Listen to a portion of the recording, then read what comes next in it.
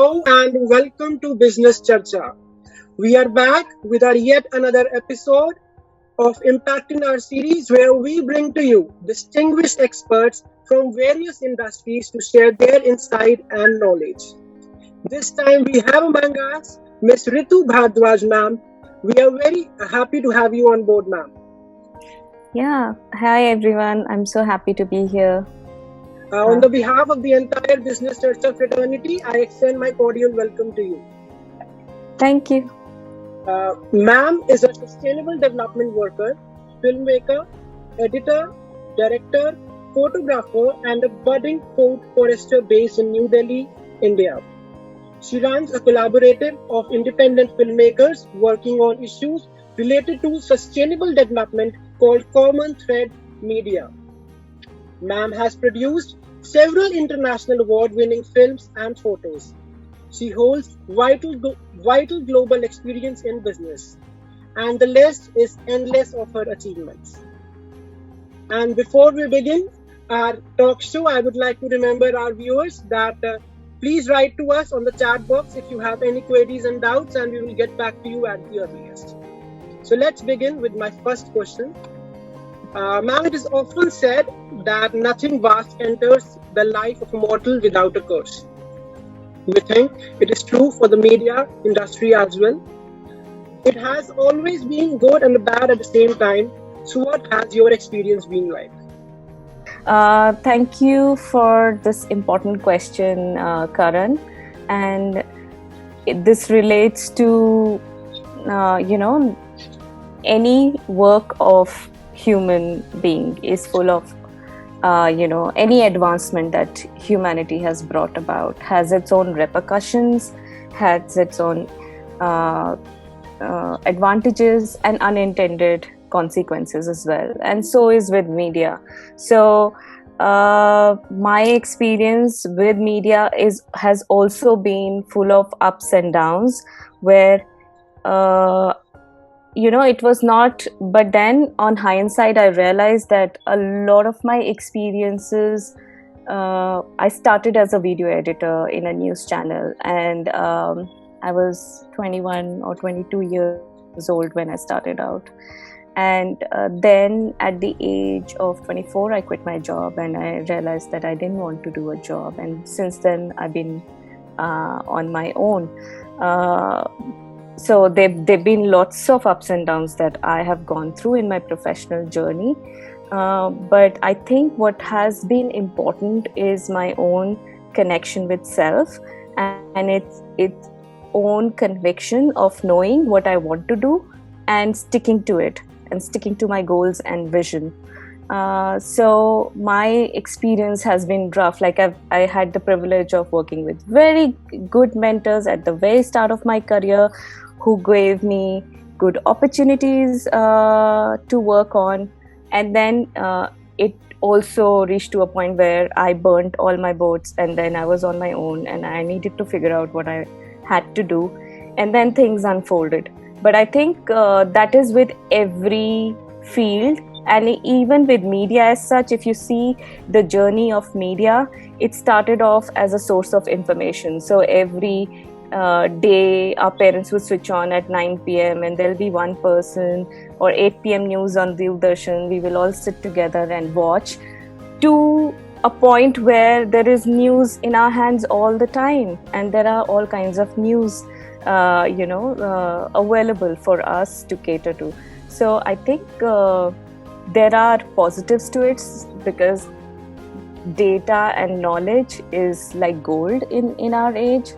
So if we have access to information, we have access to opportunities that we can tap into. But also I think it is important to question how much information we need, how fast we need. Do we actually need fast news, or do we need news? What is it that we need? Or are we being told that we need fastest news possible and with a lot of drama? Or do we just want to progress in life with certain pieces of information that can help us do that? So yes, it's been, from my personal journey point of view, my experience has been from working in a news channel to working independently and not being on social media at all. I'm not on Facebook or Twitter, so I distanced myself from information overload. And from media point of view as well, I feel that the media industry has gone through a vast revolution, and now it's up to us, like how much information is really important for us, and then tap into what is important and just remove what is not. My journey has been a very inspiration for all of us. Now my next question is related to a very steaming topic, and that is nepotism. That is the change of the giving of stage from one generation to another. Does that bring a barrier for the new talent to enter into the industry? No, I don't.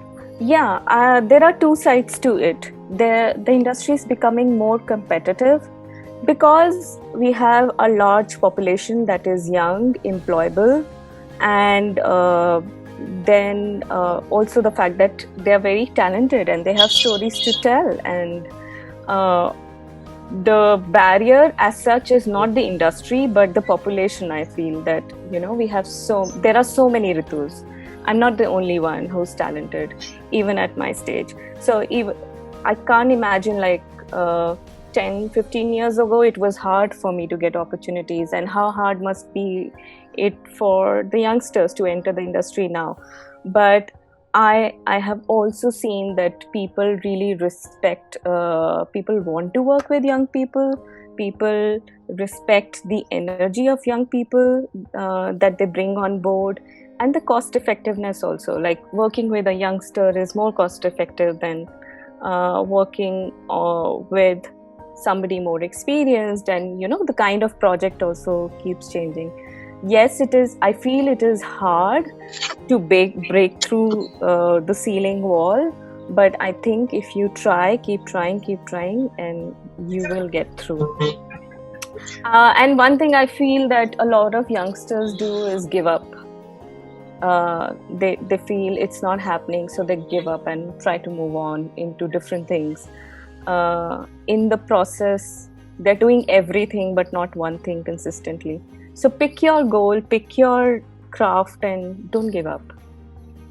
Yeah, very rightly said, ma'am. It is actually very difficult in the beginning, but as we all build our networks, it actually the things get settled down. Mm-hmm. Ma'am, my next question is related to when we look around us, we do realize things are dynamic. They are changing, but with media and especially social media, voices all types of a platform. So what do you think the consequences can be? Consequences for who? The entrepreneurs or the discourse itself? For the entrepreneurs, yeah. Mm-hmm. See, I think as an entrepreneur, it's important to have your voice. It's important that you know what you stand for, and you know what progressive issues you want to work on, so that you can take your country and your business and your clients forward on that path. But I also feel that I can tell you what I believe in, and then everybody can have their own journey and way of thinking. But I believe that by social media is a powerful way of bringing change, and we should voice our opinions on social media, but at the same time not get lost in it, not get lost in what is being said on social media, because a lot of it, we all know that a lot of it is already manipulated, or it has some hidden agenda. So it's important to spend time on social media, but also just see how much time you're spending there and how much you're letting it affect your thought process. Because if you spend too much of your time into a place where this is what I feel, that if I am spending too much of my time in a forum where there are a lot of diverging issues coming up, and people are trying to polarize us, like you have to be either black or white, there is nothing in between. But as we know, our life happens in gray. It's never black or white. Our life is mix of both. So if you take an extreme stand and get violent with your communication, it just does not reflect good on your clients as well.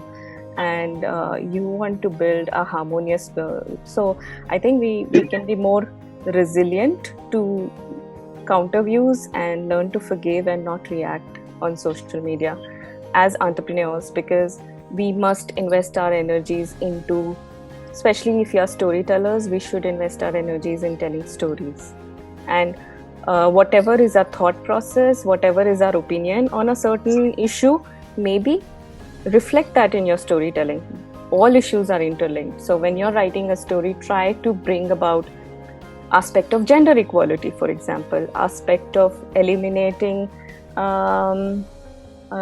maybe child labor somehow. So when you are working on those stories, work on progressive issues and not necessarily waste your time fighting on social media and what everyone is doing. You're very rightly mentioned. You please continue. Yeah, but I'm saying, but it's just my opinion, and something else might work for you and something might work for me, and nobody should take my opinion as the ultimate opinion as well.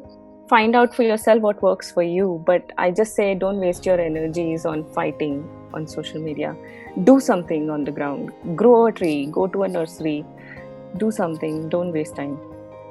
Yes, we have to actually choose our sides where we have to go, and don't be perplexed on which directions, and we don't have to just go with others' word. We have to listen to our insights as well. Ma'am, my next question is nowadays big brands are using social media influencers to market their products. It is believed that this method has far better impact on target audience and is comparatively cost effective. But earlier, when we watched an advertisement, we knew it was an ad, but now we don't. People usually trust their influencers. So what do you think? How far this is morally correct?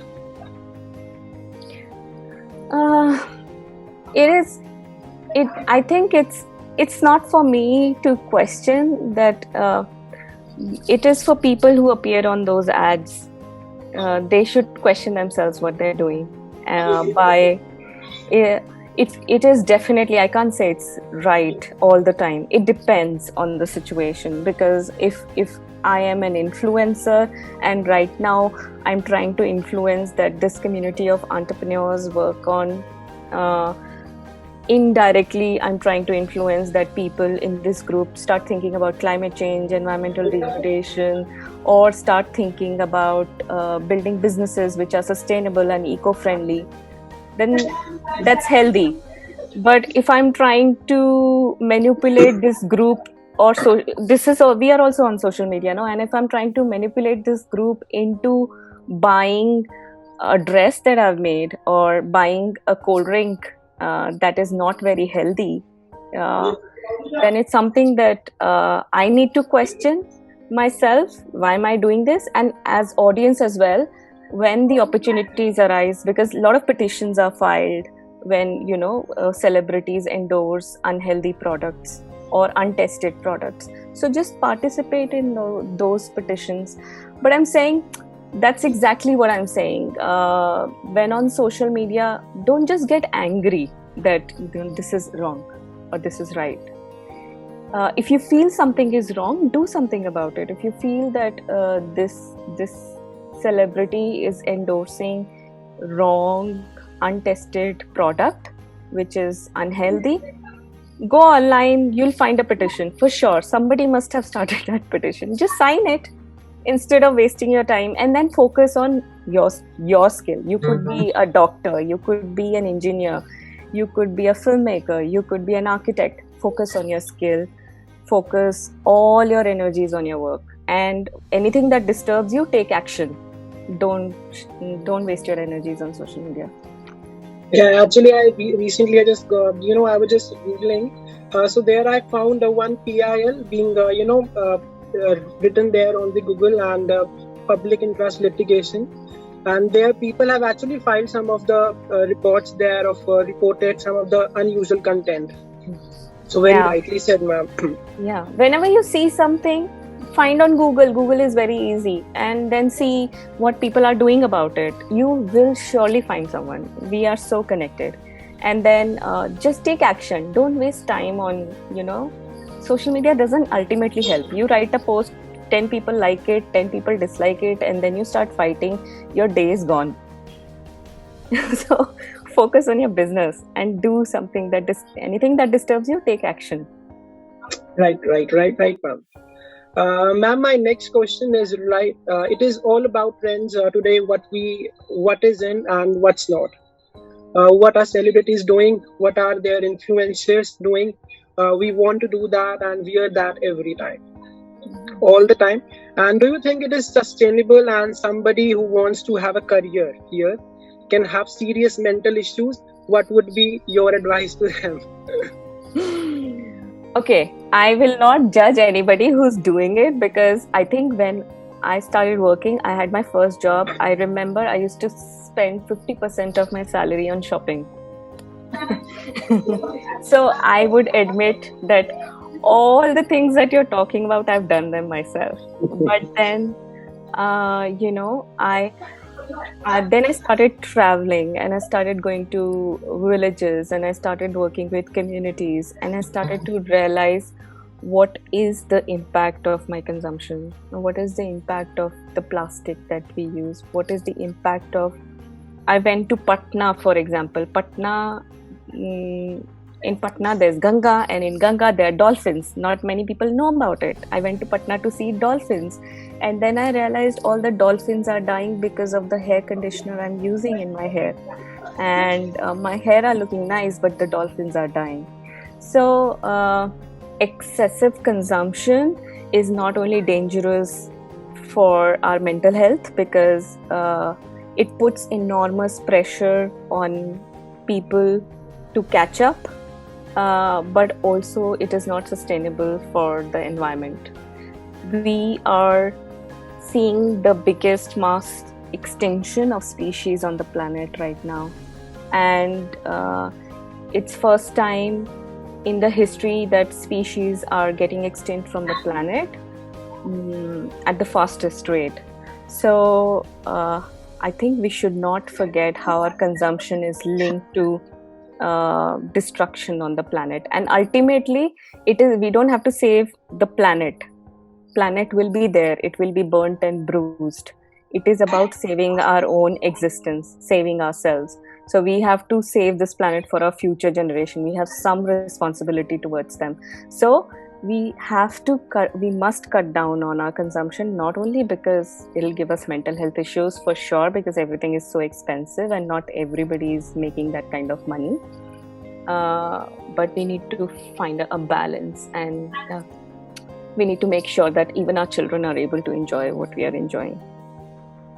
Ma'am, personally, I think that the position that we all are going through, like in this pandemic age, I think the main reason for this pandemic is like we have actually, entered into the safest zone, or the, boundaries of animals and we are just, going through all these things. Yes, you're right. It's all interlinked. There was a bushfire. I'll not take too much time, but last year around New Year there was a bushfire in Australia, and it was all over media. There are fires in Australia, and what happened because of that fire? There were unusual rainfalls in South Asia and Africa and Sudan. Soon after, even Gurgaon was flooded, if you remember. And then there were floods in Pakistan, and there were floods in Sudan. What happened because of those floods? Locust, which is supposed to breed and come after 2 months, came 2 months earlier, and then there was locust attack, and all the crops were destroyed, and everything is interconnected. We cannot say it is India's problem, or it is Africa's problem, or Sudan's problem, or Australia's problem. This sustainability is everybody's problem, and for nothing else but for our mental health and for future of our children, we should move to a sustainable path. No, right, ma'am. No one person can be blamed for all these things. We have to work hand in hand for all the things to go in very safest way. Ma'am, my next question is one can become famous overnight, but being relevant is extremely tough. So what would be your suggestion to someone who wants to become a brand themselves? Yes, it is. If you want to become a brand, being famous and overnight success is great, but not losing your inner voice, because your inner voice stays with you throughout the life. So don't lose touch with your inner voice and your values and what you believe in, even during the tough times. That's exactly what I was saying in the beginning, that people give up. People think that, oh, it's not generating. Everything we start measuring with money. First of all, I have a problem with how we measure success and happiness with money. If money and success brought happiness, then why was Deepika Padukone depressed? If success and money brought happiness, then why are other rich people in the world unhappy? Or why there's depression? So surely success does not come with money and fame. Success, there are other measures of success, and I think those measures are different to each individual. As people who want to become entrepreneurs, who want to bring solutions, who are entrepreneurs basically. Entrepreneurs are people who add value to the society, who add value to businesses, other businesses, and generate some money in return. So don't make money your end goal. Your solution is the end goal. You want to solve problems is the end goal. You want to tell stories in a certain way is your end goal. So I think if you want to become a brand, it is important to find what you most align with, find your values, and then stick to it. Even if you have to see poverty, you have to stick to your values and don't change them, because times change, and then you will rise again. You will go through a downfall, but you will rise again. And then in the long run, people will see a brand in you. Very rightly said, ma'am. Business Charcha will definitely take note of all these points, because we are very much committed to provide, the problem solving platform to all the younger and aspiring entrepreneurs. So, ma'am, this is us from our side. We are very much happy to have you on board, and thank you so much for your words of wisdom and giving us your precious time and from your busy schedule. And we will definitely stay connected. And thank you so much for giving us your time again. Thank you. Thank you so much, Karan, and I wish all of you good luck. And it's such a wonderful platform, and what you're doing is amazing. And I hope people start their businesses. Don't go back to jobs. Start your own business. Employ other people. Generate wealth for other people, and take your country forward. Take your companies forward.